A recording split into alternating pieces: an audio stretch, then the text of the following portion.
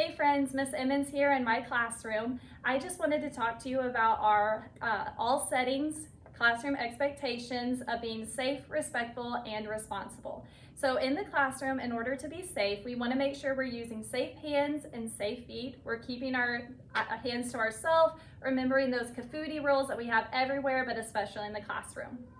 You also need to make sure that you are where you belong. So if you need to use the restroom or you need to go to the nurse or anything like that, always ask permission before you leave. Another thing to be safe is using walking feet. So make sure we're not running around because you could trip and fall on something or someone and you could get hurt. So make sure you're using those walking feet in the classroom. And then sanitizing our hands before we eat snacks or before we share supplies is another great way to be safe. In order to be respectful in the classroom, you need to make sure you're using appropriate voice levels. So sometimes your teacher may have you be super quiet in a lesson, or sometimes you may be super loud because you're having a lot of fun. Just make sure you're being respectful of your teacher's expectations. Another way to be respectful is to cooperate with others. So if you're working in a group or with partners, make sure you're taking turns. You're both working as hard as you can, making sure that you're respectful of your partner or your group. To honor personal space, you want to make sure that you are keeping your hands where they belong. You're not getting in other people's desks. When you're lining up, you're making sure that there's plenty of room between you and the person in front of you and behind you. When you're at the carpet, you're making sure you're sitting crisscross, not putting your hands on other people.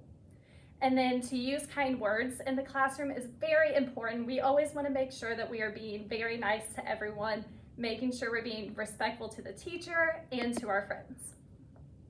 And then finally, for responsible, we want to make sure that we're following directions quickly. So whenever your teacher gives you a direction, you want to make sure that you listen right away and get it done. And then use materials correctly. We're not banging our pencils as drumsticks. We're using them to write. And then we're using our scissors correctly, glue, all of those classroom materials that we have all the time. We're making sure to use them for what they're used for. And then be ready to learn. Make sure that you are ready to listen, ready to learn, ready to listen to your teacher and to all those fun lessons that you guys are going to be learning, all those different things. And then keep my school neat and clean. If you make a mess after you cut something, make sure to pick up your trash, throw it away. If you eat a snack in the classroom, throw all your trash away. Just keep our area nice and clean. All right, thanks guys. Hey guys, Miss Emmons here again. I just wanted to talk to you about some more classroom-specific expectations, ways that we can be safe, respectful, and responsible. So the first way that we can be safe is using our materials correctly. So as you can see, our friends here are going to be writing on their paper, so they're using their pencils to write with, not to draw on their table or anything like that on their paper. And then what do we use scissors for, friends? Cutting what? Paper, exactly right, good job. And what do we use our glue for? Gluing. Okay. Another way that we can be respectful is to listen to directions. So the first thing that I want you guys to do, I want you to draw a picture of your favorite summer activity. Yes, Brayden? Draw a beach.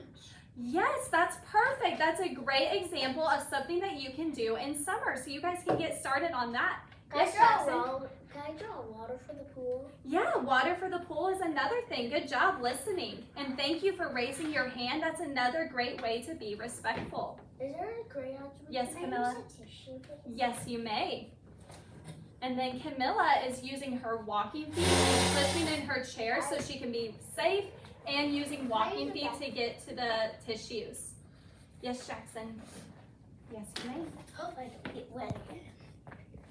An awesome job on your best effort, Ellie. That's a great way to be responsible. You're drawing a beautiful picture. And then you guys are all staying on task, drawing your picture of your favorite summer activity.